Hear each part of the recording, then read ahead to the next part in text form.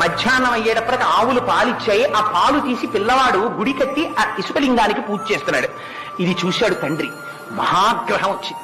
నిజమే, వీడు పాలు ఇలా పోసేస్తున్నాడు కింద. ఆయన అభిషేకం అనుకోలేదు, ఈయన అంతర్ముఖుడైపోయి ఉన్నాడు కొడుకు.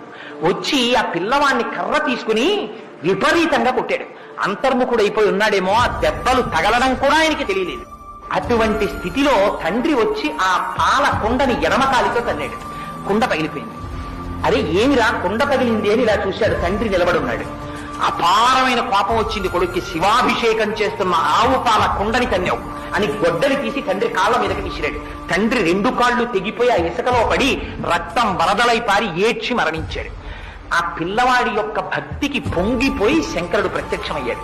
ప్రత్యక్షమై, విచార శర్మ, నా కోసం ఆవు పాలతో ఇంత తాదాత్మ్యంతో అభిషేకం చేశావు కనుక నేను భోజనం చేసిన తరువాత మిగిలిన పదార్థాలు నా కొడుకులు కూడా ముట్టుకోవడానికి వీల్లేదు, నువ్వు తినాలి.